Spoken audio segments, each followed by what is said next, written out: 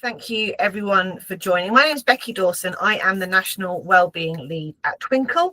I'm going to talk to you this afternoon about exam preparation. My background's in secondary education. I was a SENCO, safeguarding lead, drama teacher in secondary mainstream, but then also went on to work for alternative provisions and do one-to-one tutoring. So I'm bringing that experience with me today, and I'm just going to hand over to Nicola to introduce herself.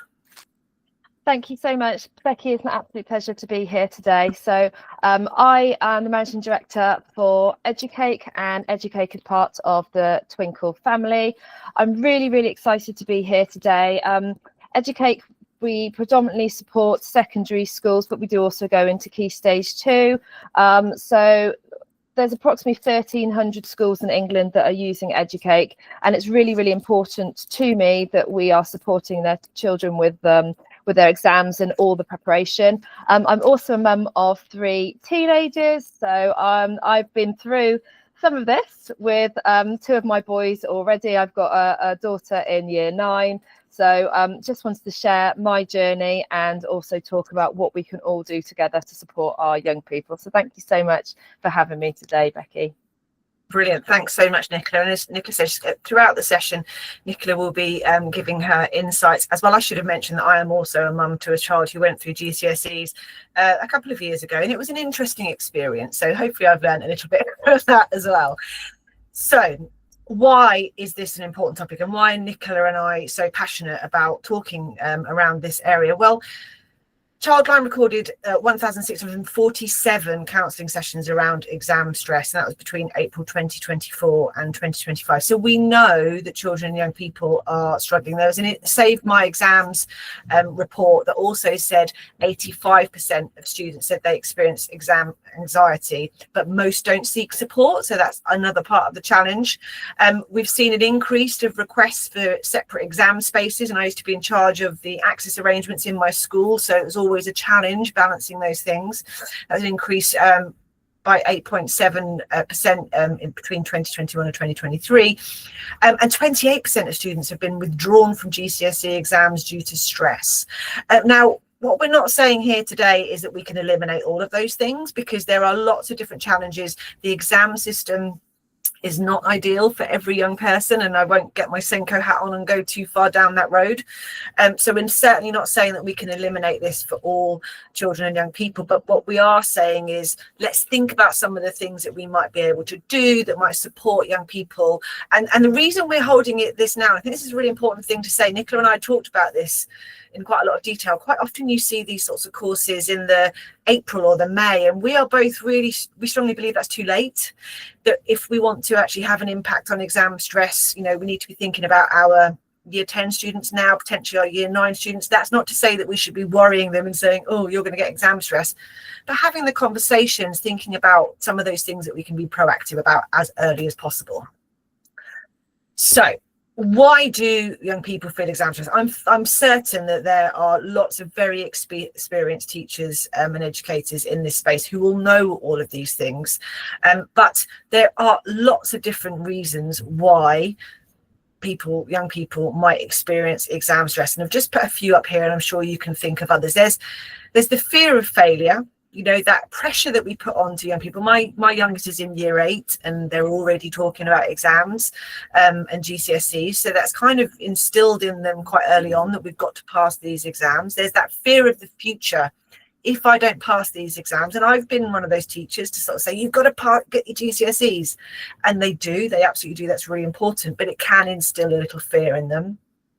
We've got young people. Go on, Nicola. Yeah. I was just going to say, I think there's a lot of pressure on children to know what they want to do with the future as well. And I think it's okay to say to our children, you don't need to have a desired profession ahead of you. You don't need to worry about that yet. So I was just going to add that when you mentioned about the future. Sorry, Becky. No, not at all. And I think that's absolutely right. We kind of sometimes careers advice is sporadic, isn't it? And it tends to focus very much on what GCSEs were doing. But many of us in the room will know that, my GCSEs didn't necessarily represent what I went on to do as a career. We've also got young people with SEND. And in fact, we could probably do a whole other session on supporting those young people around exam stress. And they might experience stress for lots of different reasons. fact is, exams are about recall, aren't they? Most often, having to recall lots of information under pressure, at sitting in silence for extended periods of time. Those things can be really challenging for different young people with different additional needs. Pressure from family, pressure from school. Let's face it, schools are based, focused and judged on their academic results. So we do talk about GCSEs a lot, don't we? Because we know that that's what ultimately they're going to come in and look at. And so even if we don't mean to, that our focus on young people doing well in those exams can add that pressure. Just simply fear of the room. I mean, I still remember sitting in that exam room in the sports hall with all those people in there. It can be a really scary experience, and lack of revision skills, which is definitely something that we're going to talk about. Not having the tools, not knowing where to start. I've mentored lots of young people around revision, and one of the biggest challenges for them was, I just don't know how. How do I do this thing that we all assume often young people can do? So I'm going to do a Slido now, so you should be able to see that on your screen. What I'm hoping is that you can either scan the QR code or go to slido.com and put that number in that's after the hashtag, so 5190382. If this works, you should be able to answer the question, what signs of stress have you noticed in young people around exams? So what have you seen in your setting? So if you can get onto Slido and do that, that would be absolutely fantastic. Sometimes this works, sometimes it doesn't. So we also might need to fill here. Nicola, what about your children? What signs of stress did you see in your children? Yeah, thanks for that. It's really interesting. So my eldest, on the outside, I would say, is definitely a bit of a cool cucumber. So he was a challenge for other reasons, and I'm sure we'll come to that as we go through today's TeachMeet. But he was also the first set of children to take the GCSE after COVID. So we went past tags and we went past, the algorithm, and then he was the 2022 set of children. And I remember getting a phone call from school, and I think it was either just before or just after Christmas, and they said, "Oh, we've got your son here, and he's in the medical room." And I was like, "Okay, fine." And they said, "He's got blurred vision." And I was like, "Gosh, okay, right, I'll come down." They said, "Well, we think you need to take him to the eye hospital." So long story short, went to the eye hospital. As you know, if you ever take your children unexpectedly or even expectedly to a medical setting such as that, you are there forever. Anyway, it transpired he was having retinal migraines, and they said it's because he doesn't let his stress out. So he was holding in his concerns and his worries, and it was coming out the only way that his body was able to show it. So I think it's really, really interesting that you might have on the surface a child who doesn't show what we might call typical signs, some of the things that have come up in the Slido poll, and it is worth really diving in and asking those questions to be able to sort of pull out that information, because even somebody that looks like they're managing it can come out in different ways. So yeah, really challenging. Thank you, Nicola. Yeah, absolutely. So being curious about things and not assuming that's because someone is kind of looking very laid back and calm, that they are coping. So if someone else has put migraines in here, we've got behavior changes, crying or anger, ebbs and so not being able to come into school because of the fears and the challenges. I can see on there as well pressure from peers saying they've revised topics and feeling like they're not doing enough. Oh, isn't that the worst? That if you revise this, no, and I haven't revised that, and that those conversations, you almost need to ban talking about exams outside of the room, don't you? Mood swings, stomach issues, unable to sleep, mood swings again, stress. So you're really clearly highlighting some of the things that we have been talking about the signs that we might see, and what you can see from this is often the signs are physical, not a young person saying I'm stressed about exams. Absolutely, some of them will, but for many they are physical signs that they might not even realize they're stressed. They might not even realize that it's impacting on them until potentially it's too late. So we've definitely picked up on some of these. I'm just going to go through. Some of the physical signs, so yeah, headaches, stomach aches, and poor sleep. So knowing that our bodies are trying to give us a message, like Nicola was saying about her son, and bodies are trying to say either slow down or stop worrying, or you need to kind of relax, which is really hard. Some of those behavioral signs, like what we might see young people doing, so avoiding. So this can be really typical if young people are really stressed about exams. Well, if I avoid the lesson, no one can talk to me about the exams. Or if I avoid revising, then it won't be my fault if I fail because I just haven't revised. And it's that kind of thinking of how I can get out of this situation the easiest, which is completely human nature, isn't it? We also have overworking. I think it's really important to remember today that, you know, there are some young people that might present as being really on top of it, you know, really working hard, they're doing all the hours. But actually, I had a young person that I was working with last year who's so bright. And I actually think he could have sat both the maths and science exams without revising because he's that bright. But he was so worried about not passing that he was revising from 7 till 7, day in, day out, just constantly. And we know that that doesn't work for the brain. That's not going to be a good, conducive way to revise.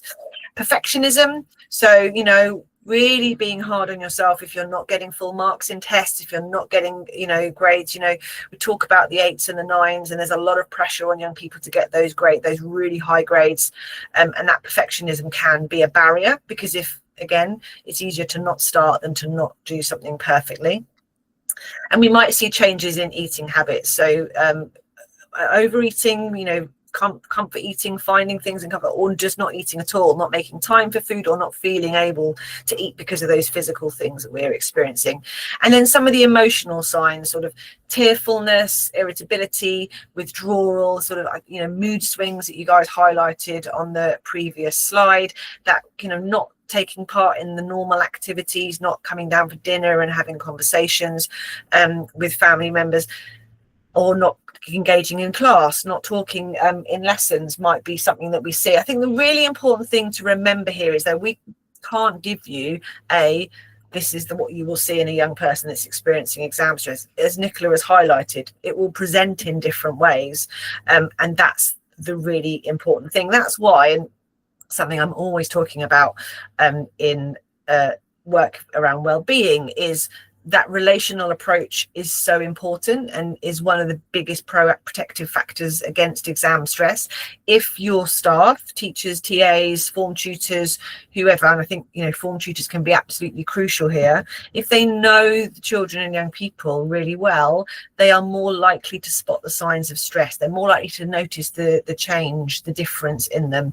And that can be incredibly important, to then be able to be curious, to know, okay, what's going on here? So this young person is normally very talkative in class, normally very confident, or normally they get their homework done on time, or normally, you know, they're very well presented, but I'm seeing a change. And that's when those conversations that we're going to talk about later become absolutely crucial. I think, Nicola, this is a perfect example of what you said with your son, isn't it? Thinking of the physical differences. Absolutely. But to be honest, I would say I've also recognised similar with my daughter, even though she's in year 9, some of the things that that she has presented with is anxiety about getting to places. So all of a sudden she wants to be half an hour, 45 minutes early, because she's so concerned about getting to somewhere and getting there and being late, and then the repercussions of whether she can, you know, complete the quiz, complete the test, whatever, you know, she's being asked to do. It's really, I think, noticing those changes, and I think that's the most important message. I think straight away, looking at this particular slide, is what changes have I got presented to me by the young person in front of me. Yeah, absolutely. I think that's a really good example of one of the perhaps behavioural changes we could have put on there, is that need for control. So young people that are struggling with exam stress can feel the need for control, and they can't control the exam system. So they might find ways of controlling other things, and yeah, being on time for everything, or having everything just so, or, you know, making sure you've got every piece of stationery that you ever might need. Those are the sorts of things that young people might sort of hyper focus on in order to be able to kind of allay any of their fears that they might be having. So we'll talk through some of the things that we need to be focusing on now around exam stress. And I will just say, like, none of this is rocket science. I don't think anyone's going to go away going, oh, I absolutely never considered that, but it is about thinking around how we have these conversations as early as possible. One of the basic things, and one of the things I will talk to all young people when we talk about preparing for exams, even before we've got onto revision, is looking after themselves, is making sure that they are doing the right things, because they are the most important part of the exam process, them sitting down and being in the right headspace to complete that exam. And so thinking about those 5 things on the screen are crucial in terms of being in the right place to revise and to sit the exam. So getting enough sleep, really important. I mean, we don't help our teenagers, do we? Because we actually expect them to get up far earlier than they should do. You know, biology tells us that our teenagers should be sleeping in and, you know, getting up later. We don't have that capacity. So what we need to do is try and help them to think about what their sleep hygiene is like. And I'm sure if there's any parents as well as teachers in the room, we all know the battle that is. I was having that conversation at midnight with my 17-year-old still online. You know, that sleep is crucial. So how do we encourage them to have good sleep hygiene? And if you're a teacher, yes, that's really hard. You're not with them at home, but we can have those conversations. So if a young person is feeling particularly stressed about the exams, these are some of the quick fixes that might make them feel less stressed if we can get them right, if we can help them to get better sleep. So thinking about that sleep hygiene, thinking about coming off the screens early enough, thinking about having a routine for bed. We do it for our babies. We absolutely should still be doing it for our teenagers. In fact, all humans need it. Eating is really important as well, not just eating at times, but getting the right food. And this, again, as a teacher, you may have limited impact on what a child is eating, a young person is eating, but we can educate, we can help them to understand that if you're fueling a car, if you've got a diesel car and you put petrol in it, it's not going to go very far. Same for us. If we're not eating the right things, and that's not to bring judgment into it, but helping them to recognize that eating well, eating regularly is really, really important. Moving, so making sure that they are, absolutely, they're going to have to spend some hours in front of a desk at some point. There's no getting away from that in terms of revision. But if they're just doing that and not getting up and moving around, that is not great for their cognitive development. That's not great for how they think. We'll talk about this later when we talk about breaks, but I do something called the Pomodoro effect. If I've got to get something done, my concentration span is not great. So 20 to 25 minutes of focused work, and then getting up and doing something, whether that's walking the dogs or moving around the garden, that actually helps your brain to process things and helps reduce cognitive overload. Hydrating, I think we often forget about this. Drinking enough water, getting enough fluids is really important, and that absolutely lends itself to learning and retaining information much more effectively for exams, but it is often forgotten, and that does not involve Monster, and I'm sure you know that. And those are conversations that the number of times I'd stand outside the sports hall and see a young person sneakily trying to bring their Monster up that they were drinking before the exam, and I would try to explain to them it might help for the next 20 minutes, but then you're going to have a massive sugar crash, and they're just awful drinks anyway, aren't they? But yeah, so thinking about hydrating in the right way. And then the final one is connecting, is making sure that young people are connecting with each other, connecting with things that they enjoy doing, getting out of their bedroom. Yes, we want them to revise, but we don't want them to be locked up in there constantly. They do need to get out, even if that connection is just coming down and insisting that they sit and have dinner with everyone so we can have a conversation, and making sure that they are doing those basic things. And the reason I start with that is because I do think that if you can get those basic things right with good revision skills, that's really a really good foundation. But we quite often forget about these things, but they are things that young people feel that they can control as well. So the environment. Now, this again is a difficult one for teachers necessarily to impact directly. It is not possible for all of our young people to have an appropriate space to revise at home, particularly dependent on where you are based. You may have young people who are sharing bedrooms. You may have young people who are living in temporary accommodation. You may have young people that are living in lots of different spaces where calm, distraction-free revision. I mean, I've got an image there, which is an ideal revision, but it doesn't really represent what most of our young people probably have access to. So you can't necessarily impact that directly as teachers, but what you can do is think about what can you offer in school. So what spaces can you offer after school for young people to be able to stay and maybe do some revision and then go home to whatever, you know, situation they've got at home. Is there a local library that you can work with that we can encourage students to use? And trying, and we'll talk a little bit about this later, trying to think about how do we find out what access our young people have to good revision spaces. It should be one of the first things that we try and find out. And that's why I said form tutors are great, because I think these are the sorts of conversations that can happen really well in a form tutor time. So if the beginning of year 10, maybe end of year 9, oh, look, you know, exams are going to start coming. Let's think about what we need for success. Talk about those 5 things that we talked about before. Nicola, yeah, go for it. I was just going to add, the local school where my children go, they were running like a period 6, and what they were doing is they were buying those, you know, those cheap nice biscuits or nice biscuits. Ooh, yeah. And they were buying those, and they were saying, this is a nice quiet space for you to come and do your homework or your revision, and at the end of it everybody got squash and biscuits. So something actually that's got a really low monetary value to it, but you are ticking off some of those boxes for those 5 items. You're hydrating, you're giving them something to eat that's, you know, got a little bit of sugar, but not, you know, it's not a monster drink by any stretch of the imagination. And then actually it's a supportive atmosphere where there is a teacher who could give support if it's needed, and something quite simple. They can just stay behind for maybe 30 out of 50 minutes or whatever, and it just gives them that, you know, that little bit of time and space to be able to use that environment. Yeah, and obviously, you know, be mindful of staff well-being as well. We don't want to add a load of things on for staff then to be doing. So it is about getting that balance. But, you know, if you can make it happen, even if it's not every night of the week, it can make a real difference to some young people that don't have the space to revise. I think the key is here, let's not assume that our young people have a good space to revise at home. And I know I've fallen into that trap before of, oh, of course you can revise at home. But if you have got younger siblings, all the different things that might be going on at home, if you're a young carer, you know, all of those different challenges may mean that you don't have that space, and we can think about what that might look like.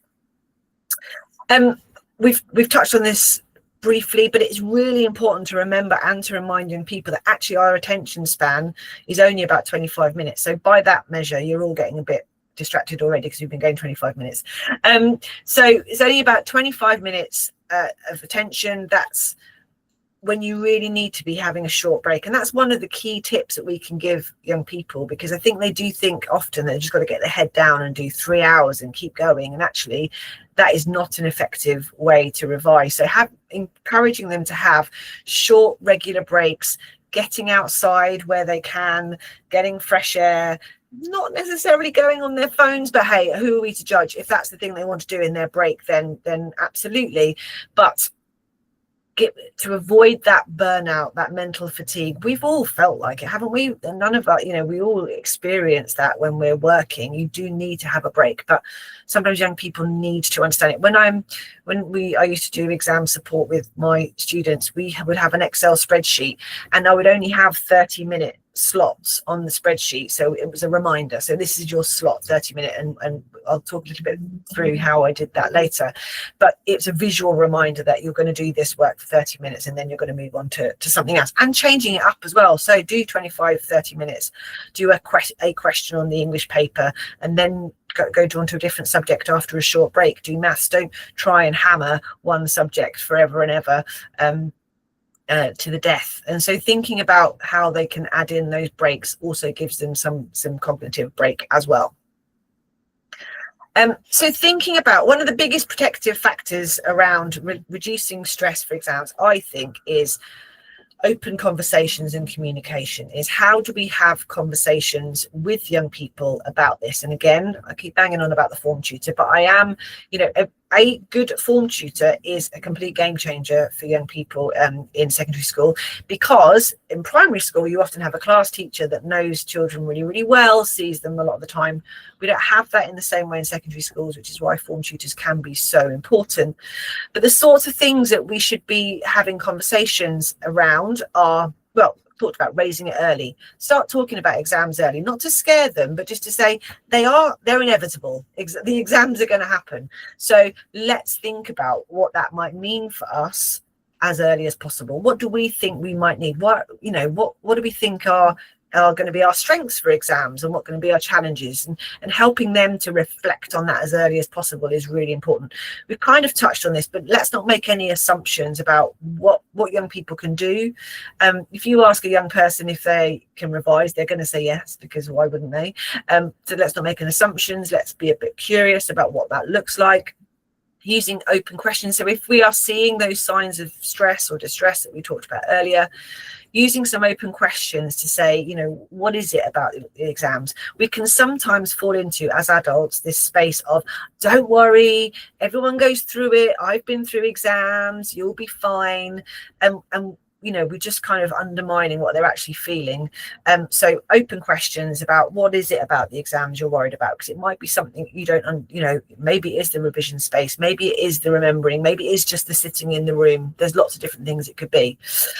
Non-judgmental, so trying to accept, for many of us in education, I'm not saying exams were easy for me, but they certainly, I didn't feel a huge amount of stress, and I managed to get through them, and then went on to do more at post 16 and university. So I may bring a particular frame of reference to exams that a young person may have completely different experiences. They may be terrified of them, they may not understand the need for them. So trying not to bring judgment, like, well, you've got to do it, there's no point arguing about it. Thinking about, I can understand why that would be frustrating, and normalizing those nerves. Actually, we want to feel a little bit nervous about exams. Some stress around exams is important because it's the motivator. It's the thing that makes us want to do the revision. If we were, I don't think you'll mind me saying, my son was a little bit too laid back about his exams, and then that was perhaps reflected in his results. I would have liked him to have a little bit more stress than he did, because he wasn't motivated to do the work. So it's normalizing nerves. It's normal to feel nerves. It's okay to feel nerves. But when a young person says to you that they are feeling nervous or stressed about it, validating those feelings. So not dismissing them, not saying, oh, you've got nothing to worry about, particularly if they're really bright students and you're like, oh, you'll be fine, you'll ace it. Validating those feelings. Yeah, I can understand why that would be nerve-wracking, or why you might be anxious, or why, but let's think of some practical ways to manage the challenges that you're facing. Anything on that, Nicola, before I move on? No, I think that sounds all really, really good. Thank you, Becky. No problem. So some of the approaches to revision, and again, you will know lots of these things, but sometimes we assume that young people know them as well. One of the biggest things I always say to young people is variety is the spice of life. We should be finding different ways to revise. And just because we found one way that we feel like works, if we want those neurons to really connect, we want to make sure that we're doing lots of different things. So we start with realistic planning. So I used to create a spreadsheet for students that had the dates all the way up to the exams. We gave this to all of our students, and all they needed to do was populate the little cells for half an hour. So they'd have 3 cells on a work school night, because I think an hour and a half is actually reasonable if you start early enough, and then a few hours on a Saturday, a few hours on a Sunday, and then holidays built in. And what we asked young people to do was to write a list of all the topics, the exams that they were taking, and then they would go through the list and fill it in as they went through until they got to the end of the list, and they'd start again. And the reason we did it like that was because it meant that they would cover all their topics, because they were doing the list, and they didn't just choose the exams that they liked, the subjects that they liked. What I find is, if you don't plan, you tend to, and I do this, I know, do the subjects that you enjoy. Because why wouldn't you? I much prefer to do my English revision than my maths revision. So therefore, that's what I focus. So realistic planning as early as possible, which means you can spread it out more long term, rather than cramming at the end, is the starting point. And then thinking about, how do we do the different things that we need to do. So I've not put lots of different revision techniques on there. In fact, I forgot to put mind maps on, which is actually one of my favorites. I don't know why I forgot that one, but mind maps are a really good way to revise. And I think for pretty much any topic you can do a mind map. Tony Buzan is brilliant at mind maps. So it's Buzan. He's got loads of stuff online about mind maps. And the reason mind maps work so well is because you use color, you use images, you use words, and they're meant to reflect the neural pathways. They're meant to reflect the way your brain remembers things. You can get quite creative. I used to do a parent workshop, and we'd get young people and parents to come along for the exam workshop, and they would create mind maps themselves, and they used to get quite into it. It's a bit more interesting to do, but the other thing about it is when you look at it and you remember it, you're much more likely to recall it in the exam because you can see the pictures, the colors, etc. Quizzes are great. I know that Educate uses lots of quizzes on your system, don't you, Nicola? Yeah, absolutely. And I was going to say you've got chunking on there as well. So I would say chunking and quizzes goes together really, really nicely. So going back to my own personal experience with my eldest, like I said, he was the 2022 cohort for GCSEs. He got to year 11 and he was very disillusioned. And actually the only way that I could get him to do any revision, we actually cut it down to 10 minutes, Becky, because that was the concentration that he had. And I was really lucky. The fact that I had Educake that I could just let him use is that he could look at, we break the curriculum down, so he could look at where his own strengths and weaknesses are, and he could set himself quizzes. But actually, if it was a day that he was struggling, he had no motivation, we've got an algorithm that can provide quizzing to the children without them having to think about it. So it's kind of like lazy, but in a way, he didn't realize is it had sort of spaced learning retrieval practice behind the scenes. So for him, he could just click on the revision wizard, get a quiz, and then he would spend 10 minutes. And actually that for him was enough. That's what he needed to do. So he would use, and we use mind maps as well. Absolutely love a mind map, they're perfect. So we would use a mind map, we would use chunking, and we would use quizzes. And actually metacognition, which you've got on there, understanding, letting the kids actually understand why and how they're learning. And I think this really is,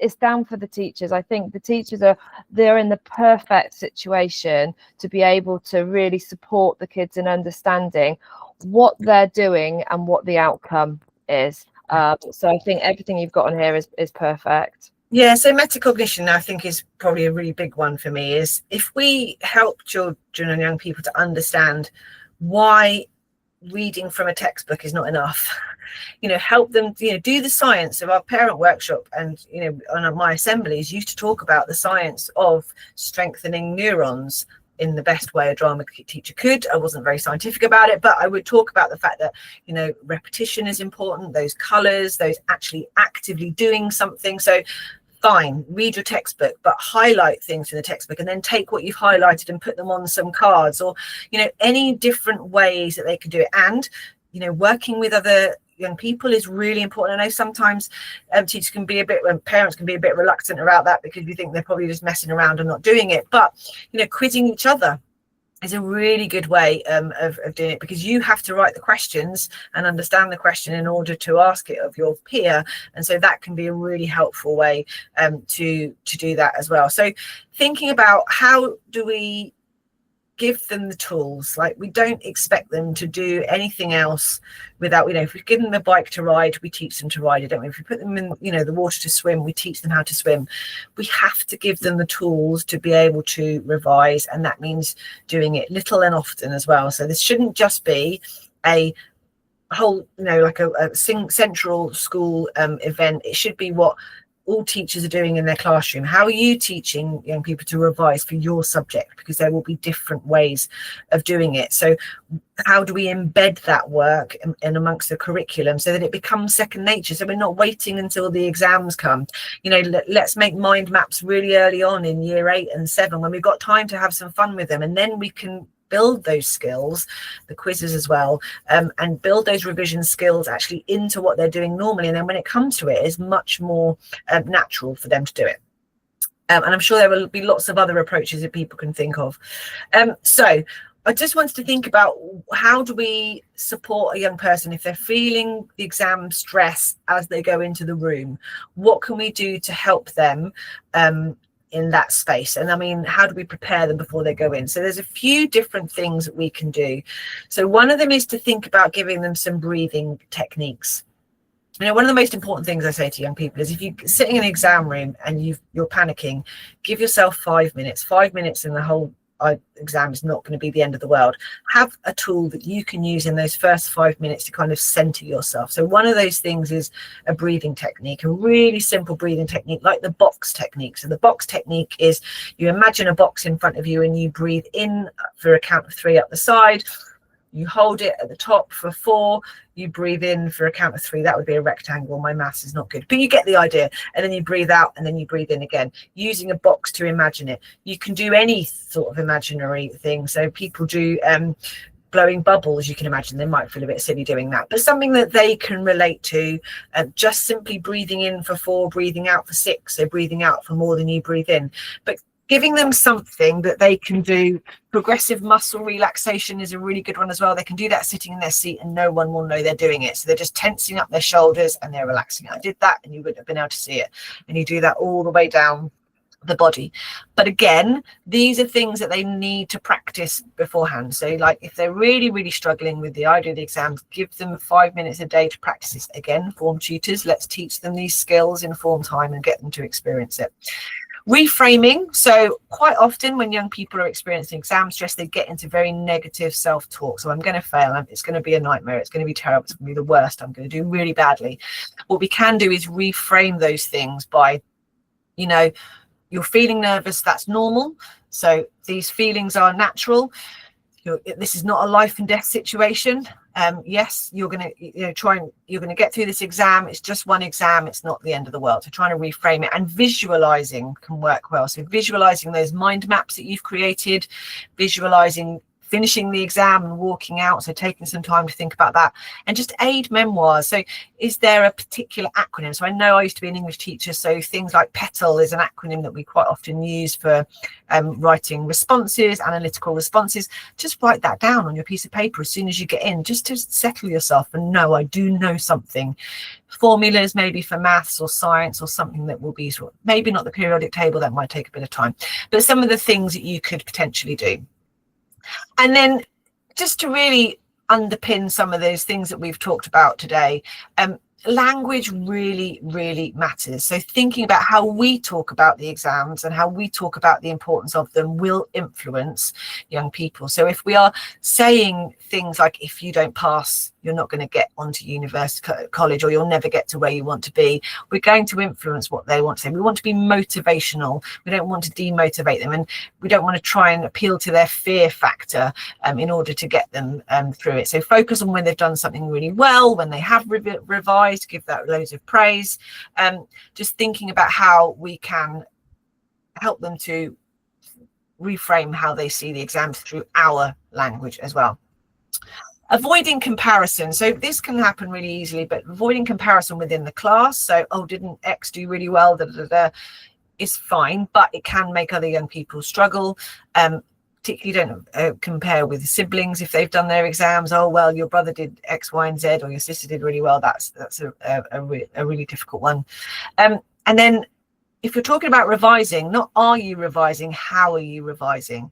So again, if we can, with form tutors, have the opportunity to talk to young people. This is why when I was in mainstream, we had vertical tutoring, and I loved vertical tutoring. It meant we had years 7, 8, 9, 10, and 11 in one tutor group. But what that meant was you could set up an activity for 20 minutes and talk to just your 3 year 11 students about how they were preparing for the exams or the year 10 exams. I know that's not typical, but if you can find a way where either tutors can have those conversations, or hey, let's train up our sixth form mentors to be in exam mentors. There'd be some brilliant young people in the sixth form who could do that. But the important question is, how are you revising? Not are you revising, but how. Go on, Nicola, you want to come in. I was also going to say, give autonomy as well. How would you like to revise? Because what's going to work for one young person isn't necessarily going to work for another, and actually giving them a chance to think of different ways. I mean, by all means, suggest them, but let them choose and then take a sort of decision of how they want to revise as well. I think is always a good idea. Yeah, brilliant. There's a lot of research to say that our young people perform better in their exams when they have a why, when they have a focus, when they know what they want to do. Now, that doesn't necessarily have to be you need to know exactly what career you're going to go into, but, you know, thinking about, you know, what they might like to do long term can be really, really helpful, or why they want to pass the exams, or why they want to do well, and that being intrinsic rather than extrinsic, because we need you to get the grades, or because mum, dad, parents, carers want you to get the grades. And that's the other challenge. And then finally, and we haven't had a lot of time to talk about this, but I actually think it's really important, is partnership, working with home. How do you ensure that parents and carers have the skills and the time and the ability to support revision, because they are going to be crucial in that? You know, lots of parents are really busy. I know I didn't keep an eye on my son as much as I should have done when he was revising. He told me he was revising. I assumed he was revising. You know, short of standing over him for hours, it's very difficult.